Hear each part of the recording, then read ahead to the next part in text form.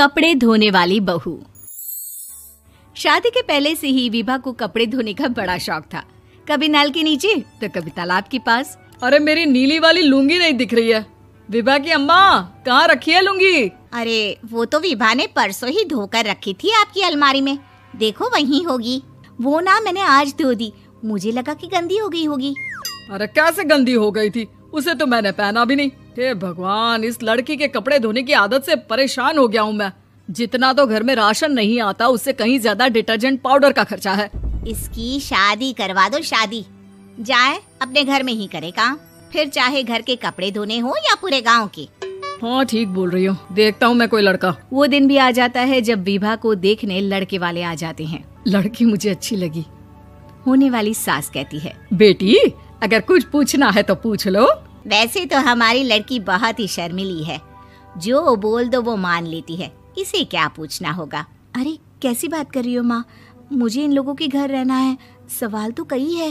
हाँ हाँ बेटा, पूछ लो ना, क्या पूछना है। आप लोगों के घर कपड़े कौन धोता है? सास का मुंह बन जाता है। देखो, अगर तुम ये कहना चाहती हो कि तुम्हें कपड़े धोने नहीं आते तो सुन लो, कपड़े मैं ही धोती हूँ, लेकिन तुम्हारे आ जाने के बाद मैं रुमाल तक नहीं धोऊंगी। अरे चुप रहना भाग्यवान, बहू बेचारी घर आई नहीं, उसे डराना शुरू कर दिया। वो क्या है ना बिटिया, अभी तक तो ये कल्लू की माँ ही धोती थी, लेकिन अब तुम्हारे पापा तो दहेज में वॉशिंग मशीन देंगे ही।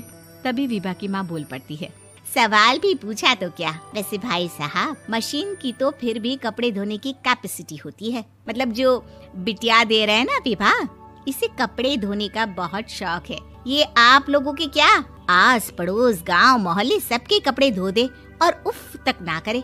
बाहर देखा नहीं आपने कितने कपड़े सूख रहे हैं? सब हमारी बिटिया ने ही तो धोए हैं। बस भी करो ना माँ, शर्म आ रही इतनी तारीफ सुनकर। और तो और एक दाग निकाल कर दिखाओ तो मान जाओ। हाँ अच्छा, माफ करना बेटा, मैंने गलत समझा।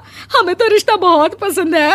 और ऐसे जुड़ जाता है रिश्ता कपड़े धोने का शौक रखने वाली विभा का। उसकी शादी हो जाती है कोयला फैक्ट्री में काम करने वाले कल्लू के साथ। शादी के बाद अचानक विभा चिल्लाती हुई सास के पास आती है। सासू माँ, अरे सासू माँ कहाँ है आप? ये तो धोखा है, धोखा दिया आप लोगों ने मुझे। इसे ससुर के चक्कर के बारे में पता चल गया। अरे तो उसमें तुझे क्यों धोखा मिला है? अरे नल में पानी नहीं आता, कपड़े कैसे कब धुलेंगे? अच्छा, तू पानी नहीं आ रहा उसकी बात कर रही है। तो आपने क्या सोचा? कुछ नहीं। अच्छा, तेरी माँ ने कहा था कि कपड़े धोने का शौक है तुझे, याद आया मुझे। शौक बोलकर कपड़े धोने वाले मेरे जुनून को कम ना आके सासू माँ, कपड़ा धोना मेरा गुरूर है। तभी पति भी वहाँ आ जाता है। अभी मैंने इसे सनी देओल की फिल्म दिखाई है, उसी के डायलॉग मार रही है माँ। अच्छा सुन, साफ साफ बता रही हूँ, पानी सुबह 4 से 6 और शाम को 10 से 12 आता है, समझी? विभा टाइमिंग सुनकर हैरान हो जाती है। ये क्या भूतों का मोहल्ला है? सुबह 4 बजे उठकर कौन कपड़े धोता है? 4 बजे टंकी में पानी जाता है, फिर सारा दिन धोना ना, किसने मना किया?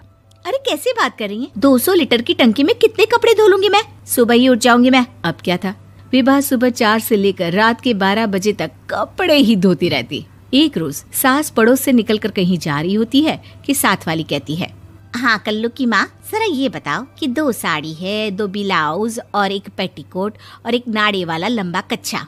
हाँ तो? अरे तो क्या, कितना लोगी धुलाई ये बताओ। धोबन दिख रहे हैं हम क्या?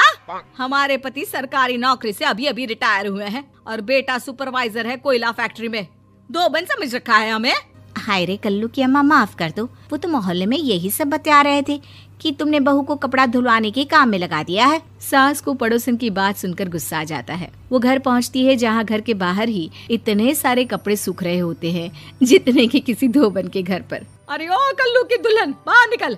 माँ जी यहीं आ जाओ, बाथरूम में चादर धो रहे हैं हम। अरे अभी हम धोते हैं, तुमको बाहर निकलो। ये आस पड़ोस वाले बोल रहे हैं कि हम बहू से कपड़े धुलवा कर उसे कपड़ा धोने वाली बना दिए हैं। अरे छोड़ो ना माँ जी, किन लोगों की बातों में आती हो?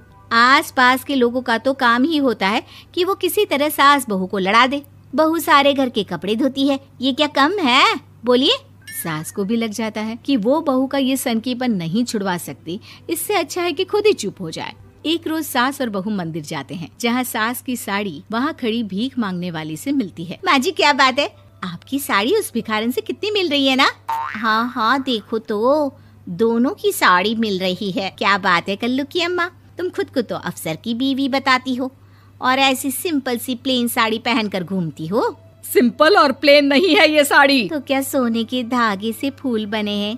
कुछ भी सासू माँ, कुछ भी। हाँ बने थे इस साड़ी में सोने के धागे से फूल। मेरे पति लेकर आए थे मद्रास से स्पेशली मेरे लिए 10,000 की। ताहे भाई साहब इस भिखारन के लिए भी सेम टू सेम साड़ी लेकर आए होंगे 10,000 की। सास उस वक्त तो कुछ नहीं कहती, लेकिन बहू के साथ घर आती है और अलमारी से एल्बम निकाल कर लाती है। ये साड़ी देख रही है, ये वही साड़ी है जिसे मैंने अभी पहना था। इस साड़ी में ये जो चमकदार फूल दिख रहे हैं ना, ये सोने के धागों से काटे गए हैं। लेकिन तू लोकल वॉशिंग मशीन ब्रश से घिस घिस कर सारे फूलों को निकाल कर साड़ी प्लेन कर दी। मुझे माफ कर दीजिए सासू माँ। और तो और, जब मैंने तुझे तेरी गलती के लिए कुछ नहीं कहा, लेकिन तूने तो सबके सामने मेरा मजाक ही बना दिया। क्यों? बहू को समझ में आ जाता है कि अब से उसका कपड़े धोना बंद।